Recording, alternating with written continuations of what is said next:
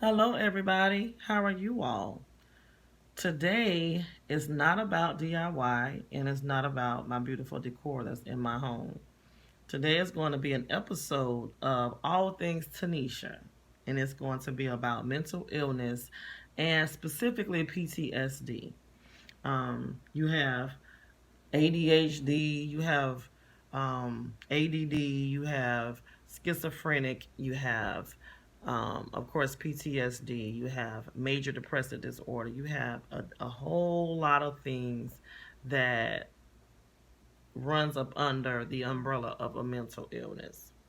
Um, and so I wanted to address it because, first of all, it's Christmas Eve, and a lot of people are depressed, a lot of people are hurting, a lot of people are going through different things and different challenges in their lives. And I wanted to come on and be some kind of solace for you if I can. Um, I want to talk to you about my mental illness and how I have suffered through mental illness throughout most of my life and all of my adult life. Well, when I was 17 years old, um, my uncle David, of course, who is my real uncle, he's my mom's brother, and of course, we've been together since we were babies because he's my mom's real brother. And he got killed when I was 17. We have, where I live, we have rival schools. And after this particular game, my uncle got killed. And this violence that we're dealing with on the streets with black on black crime has been going on for a very long time, and I'm almost certain it's probably been going on even longer um, than that. I think since I was 17, I'm 47, so there you go. 31 years, right? Almost 30 years. So 30 years ago, my life flipped upside down because in all actuality, I would have normally been with that dude. You know, we was together all the time, getting shot at, fighting boys. I fought boys. That's a girl. Girl. You know, it is what it is. But you know, always doing some kind of fighting because that man, my uncle, if you mess with his family, you pretty much mess with him, and he didn't play that. So guess what? He was going to fight, and I was riding along because we was in my car. So guess what? I had to fight too. I had to fight too. And then when he got killed, it was like life was over. And then one of my other best friends, David Young, turned around the next year and he got killed. Him and Mari Strader.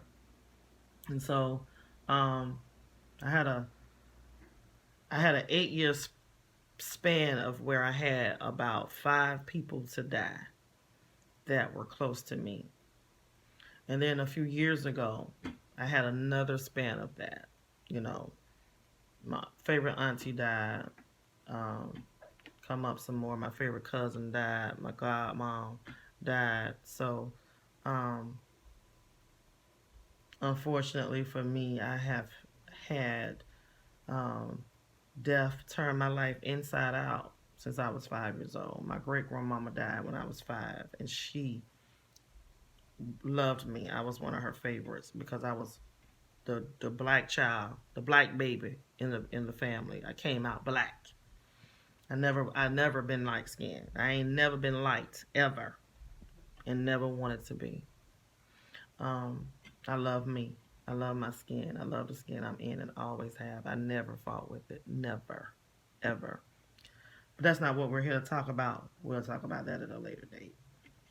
I wanna finish talking to you about mental illness. I wanna let you know that first of all, it's just so many people that runs from it.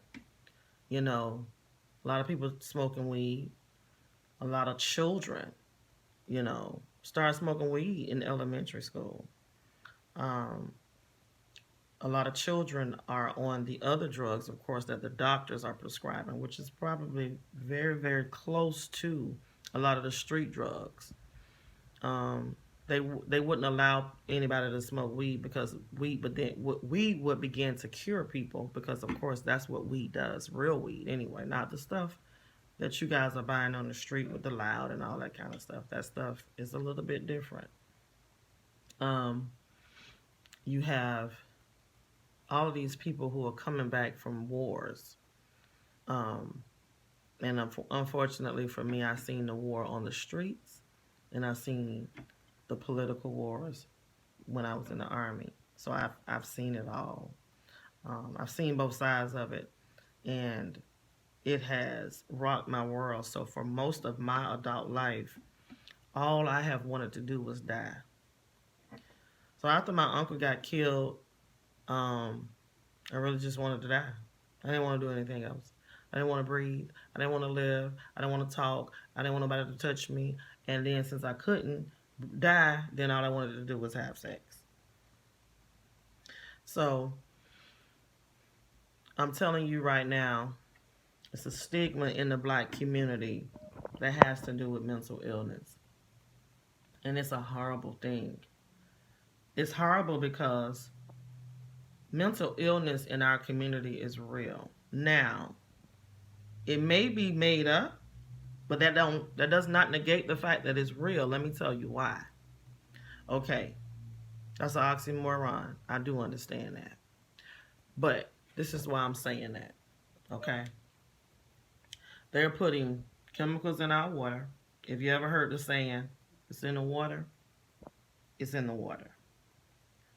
They have chemicals in the water, chemicals that make females a little more aggressive, and chemicals that make men or males a lot more emotional. They have chemicals in our food. You know that Fanta drink you like to drink? You know that red Kool-Aid that you like to ingest? Those dyes. Right. So, what I want you guys to understand is, it is in our environment.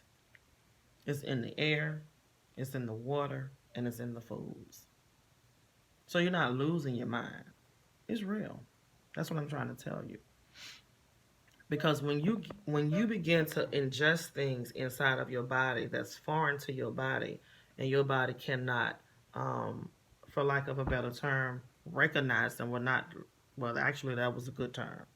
Your body is foreign to your body. Your body, the makeup of your body, the chemicals in your body cannot recognize the red dye, the orange dye that's in the Fanta soda. It can't recognize the chemicals that they're shooting in the air. It can't recognize the stuff that's in the water that you get out your faucet in your house that's supposed to be safe, that you begin to drink because you wanted some ice water. And hey, why not? Let's just drink the faucet water, or even inside of the bottle. So it is real. I want you to know that that's where you start. Start with the water. Start with the environment. Start with the food. Because it's real. And those things then begin to tear away of the natural things that you're supposed to be receiving inside of your body to make you respond and react accordingly, or the way you're supposed to. And because of those things, because those things are missing, and because we are majorly malnourished in America, because of those things, you begin to act out.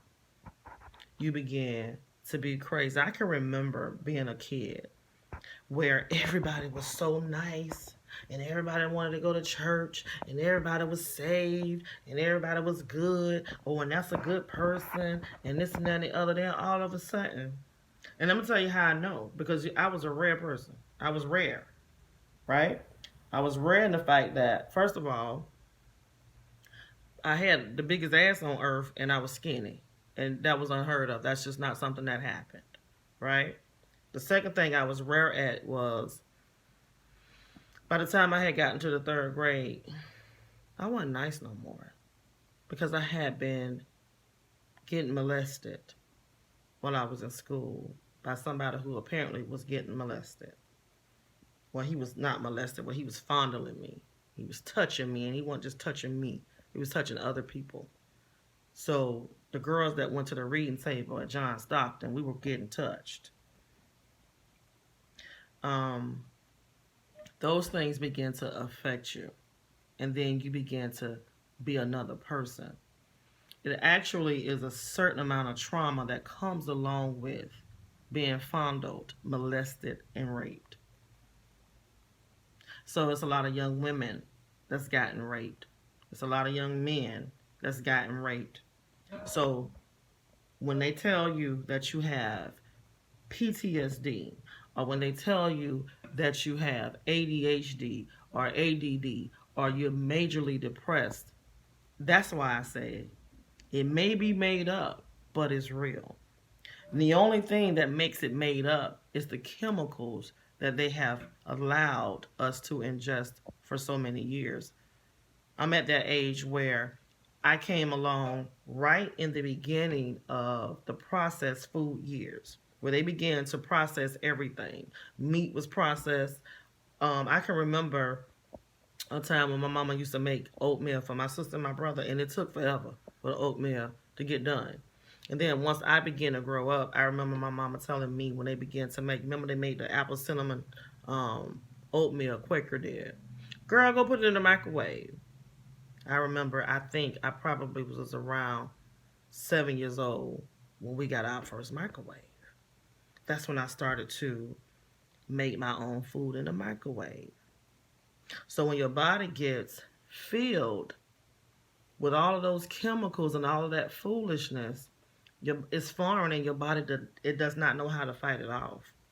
So by the time I was 12 and my period came, I was already in stage 4 endometriosis. Of course, they didn't know that. They didn't have a name for it when I was 12.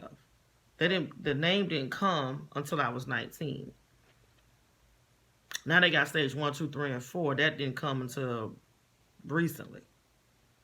But I was actually in stage 4 at 12. And my dad used to get the 800 milligram Motrin. They were orange, if anybody can remember that, because he was a fireman and the walls, he would get, he had some things that happened to his back. I've been taking 800 milligram Motrin since I was 12. So those chemicals that I have ingested in my life have affected me greatly.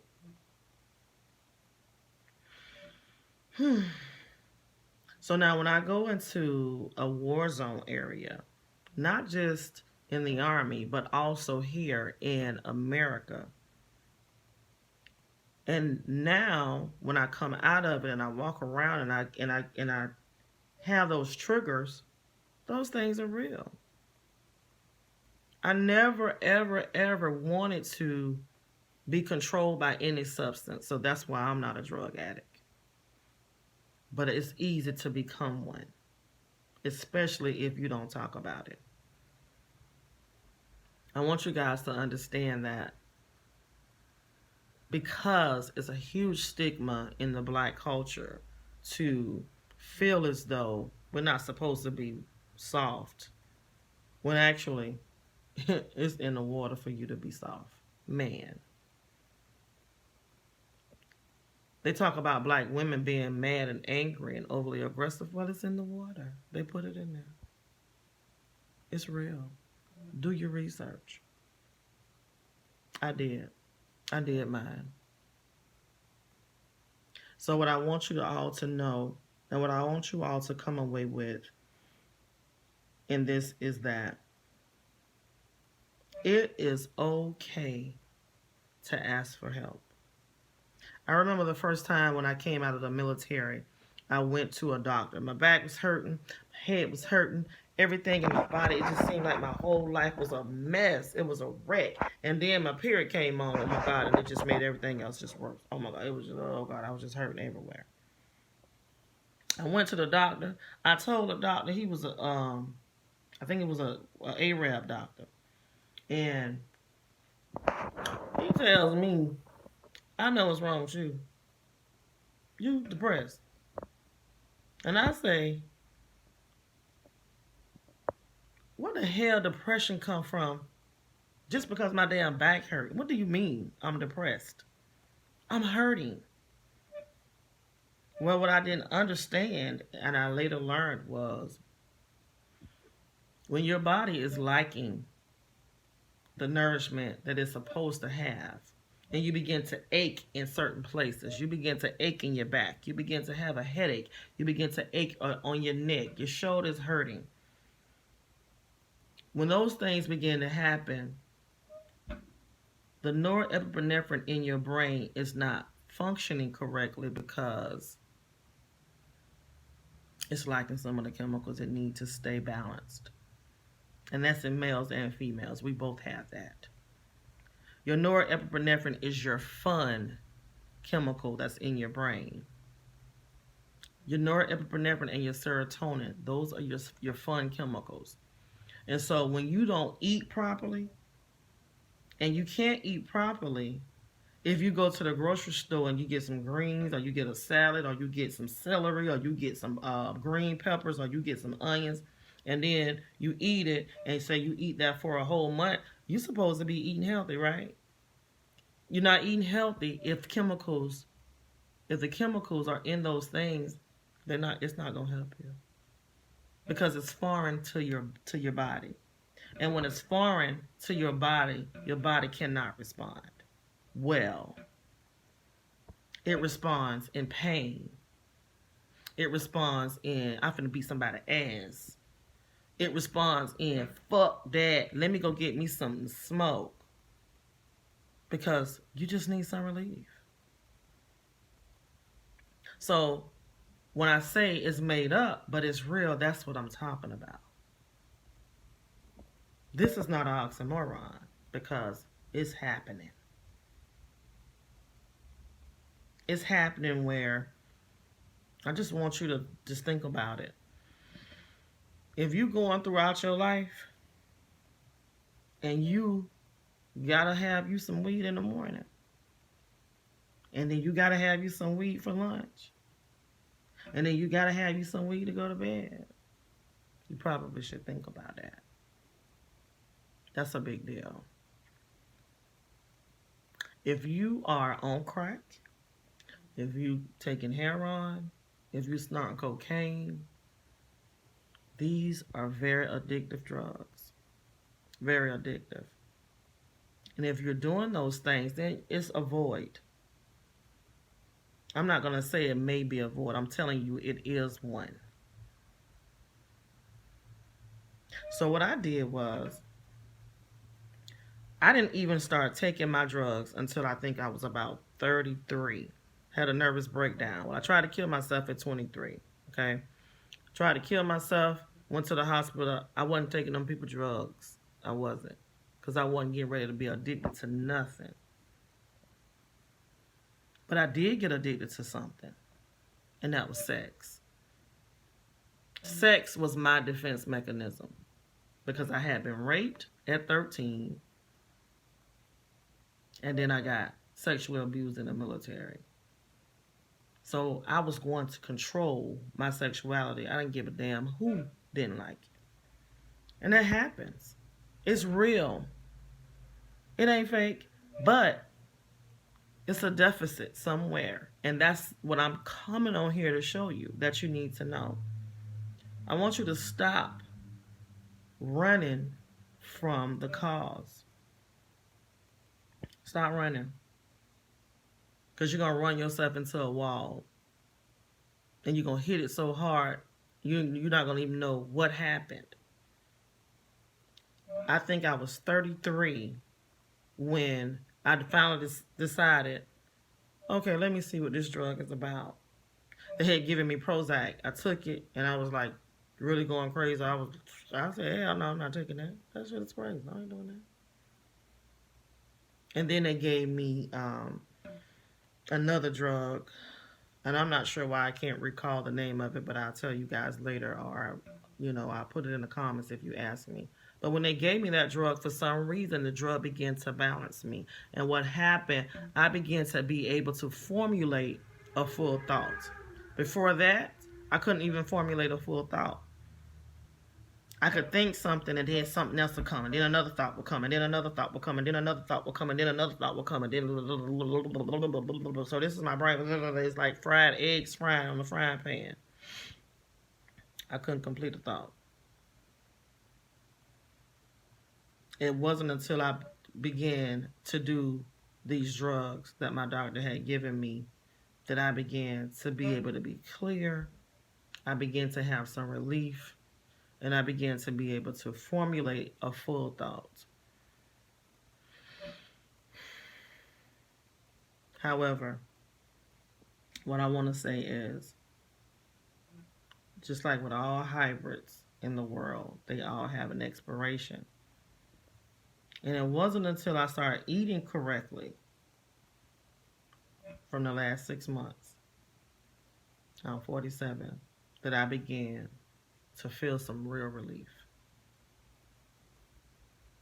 When I began to take away things that were just too much, like the chicken in our culture, the chemicals that they put inside those animals are unreal and unheard of.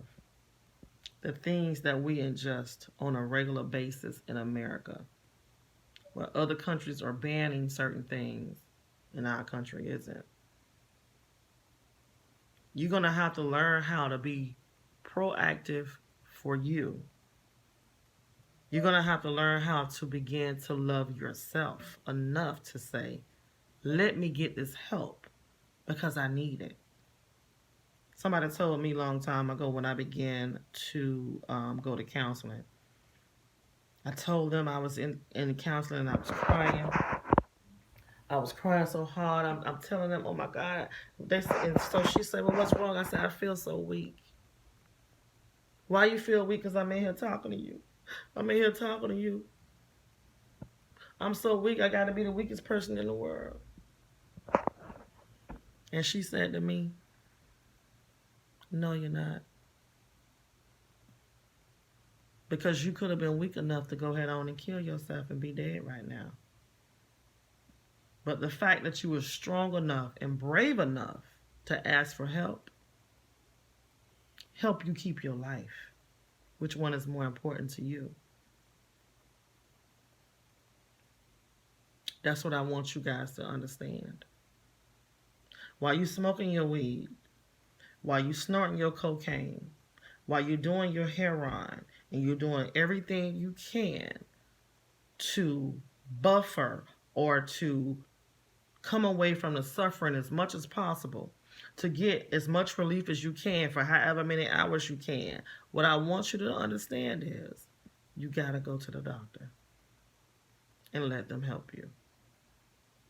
Because once you can begin to formulate a thought and you can be clear on what it is you need to do for yourself, then and only then can you do better. So let me say this also. One thing I learned in counseling is everything has a benefit. Being majorly depressed, having PTSD, it all has a benefit. Having ADHD, it has a benefit. The benefit of me having PTSD or me having a major depressive disorder is I can pull anybody into my emotional tirade. I can get them on my side. I can make them feel just as bad. Somehow, because of the sickness and the illness, it became a thing for me. It was real. If you have any questions or any comments, I'm going to leave that there. I want to say one more thing before I leave. Being a perfectionist when you're very, very intelligent is really tough. And that's another thing that leads to mental illness. Always remember, it's a thin line between intellect and insanity. It's a very thin line. I learned that the hard way. I wanted to make everything perfect. But I had to learn later that you you're not perfect. You're never going to be perfect. It's not going to happen. I don't care how saved you think you are, or whatever it is in the other religions that they call it. Whatever, you're never going to be perfect. It doesn't matter. It's okay to be human and make mistakes. But it's not okay not to reach out for help when you need it. Reach out for the help you need so that you can live your best life. Everybody's walking around talking about living their best life. You can't live your best life if you're smoking weed 3 times a day to be okay. You're not living your best life if you snort cocaine to be okay. You're not living your best life if you got to have a drink in the morning before you brush your teeth. You're not okay. And it's not okay. Get some help. If you don't know where to go at to get some help, hit me up. Write me a comment. And you can believe I'm going to get you some help because I know where to go to get it at. But grow up. Learn how to help you. Again, this is Tanisha Young. This is my channel. This is All Things Tanisha. Please like and subscribe. Leave a comment. Let me know your feelings on it. Let me know if you have any topics that you want to discuss. Because I will be coming back talking about my beautiful home. I'm going to do my DIYs. And I'm going to also talk about things that are very important to me. So this will be not just about DIYs, not just about decor or my halls. This will be all things Tanisha. I love you guys. You have a Merry Christmas. This was Christmas Eve. Do not run yourself into the ground if you couldn't get something for somebody. Because Christmas and this season is not about things. It's about love. Begin to learn to love you. That's what I want you to take away with this. Learn to love yourself. Learn to get help. And you'll be better for your children, for your family, for your parents. Just learn to become a better person for you first. I love you all. Have a Merry Christmas. Good night.